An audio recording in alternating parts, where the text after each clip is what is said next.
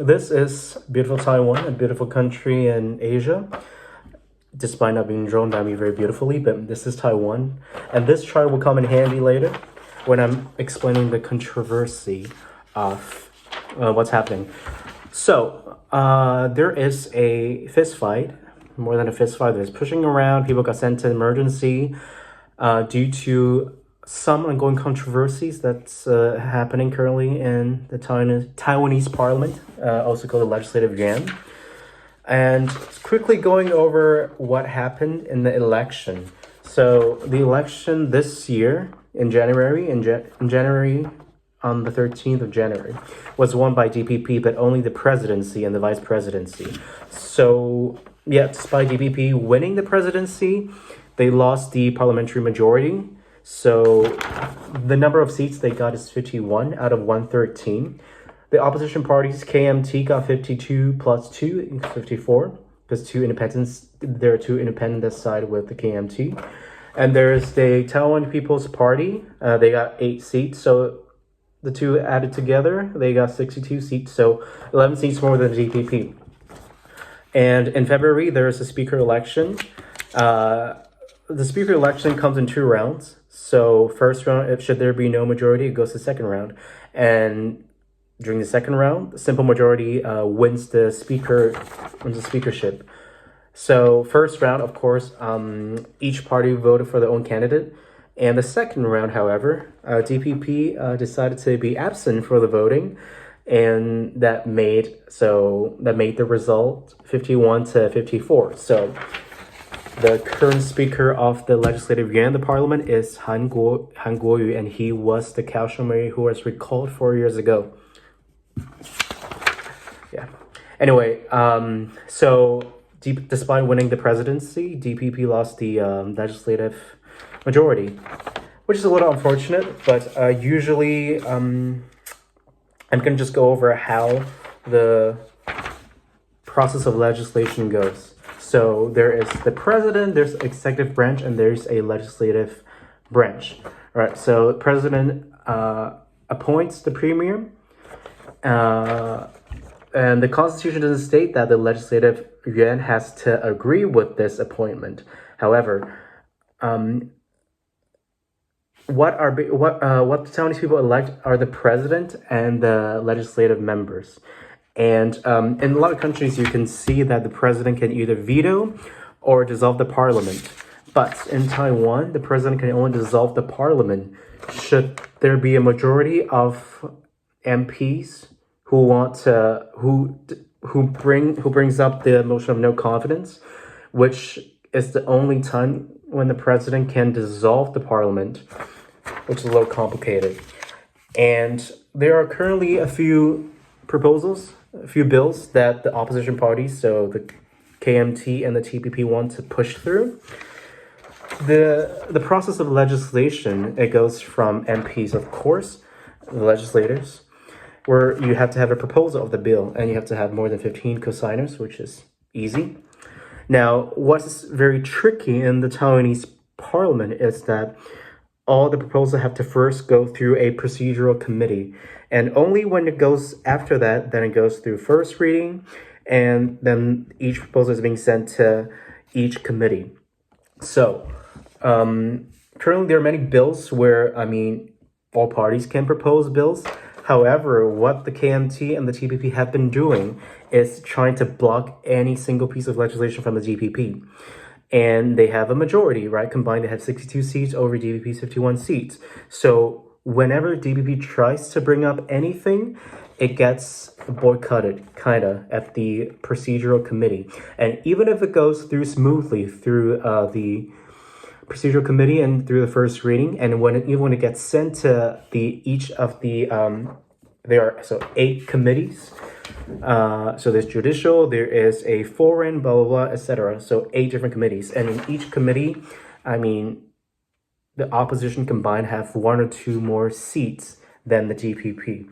So and what they have been doing for 90% of the bills that are proposed by the DPP, the opposition parties block them in the procedural committee, or the trick that they do is even when it gets sent to the each of the committee, KMT and DPP always brings up motion to adjourn. So when they bring a motion to adjourn, the chair has to first deal with that. And when you have a majority, your meeting can be adjourned. And when that happens, all the bills that are proposed by DPP are paused and they cannot go through. They cannot go over to, they can even be discussed. That's the problem. And so if they're not discussed, they cannot, of course, not be sent to General Assembly, which can go through second or third reading.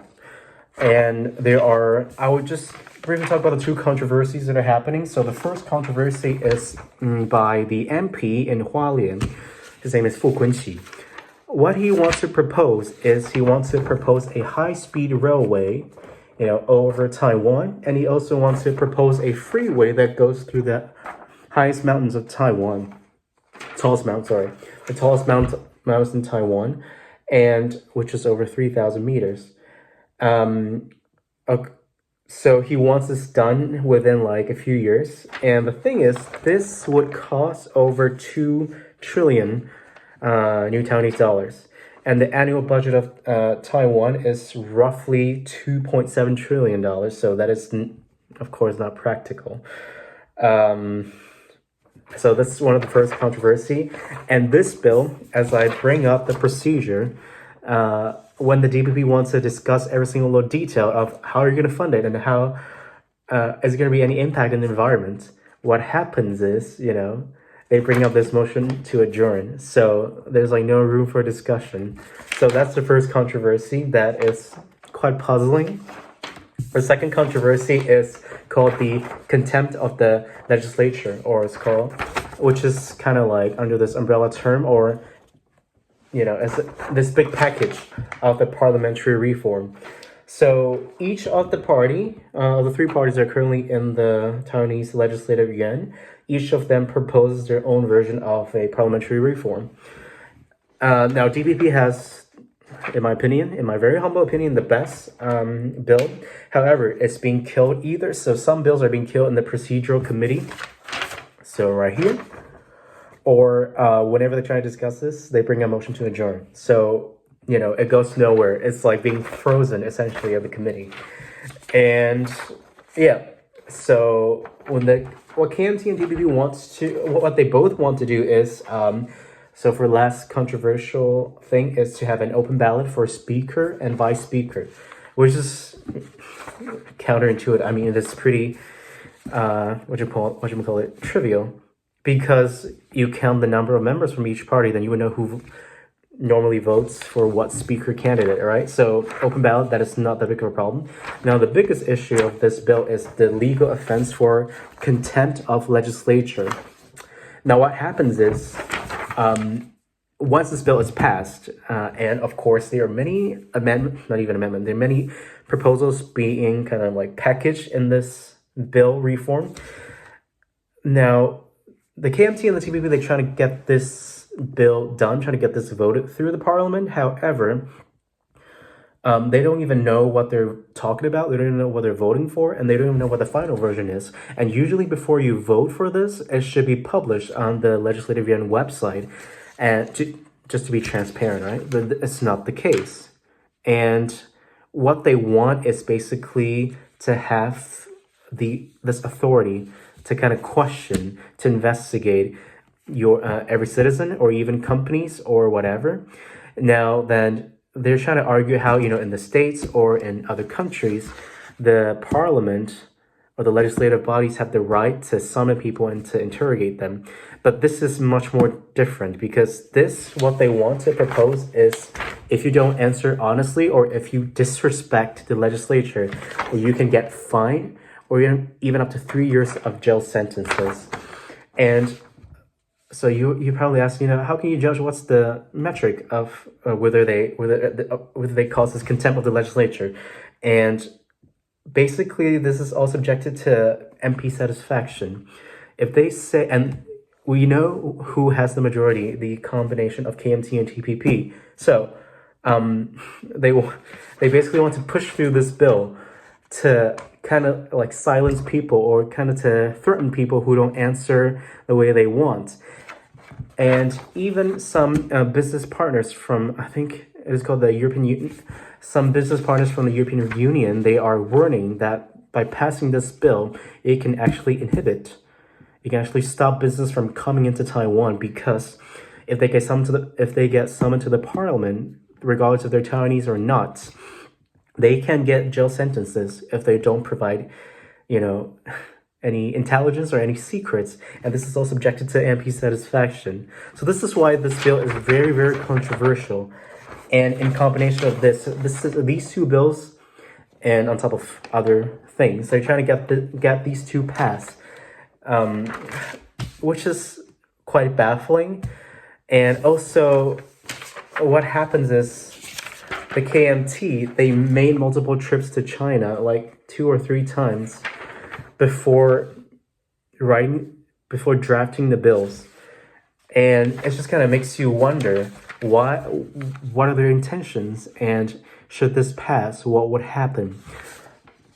Luckily today, the DPP managed to stop it, but 4 or 5 of the members of the parliament got sent to emergency. So far, all of them are fine. Some of them got fracture, some of them got concussion.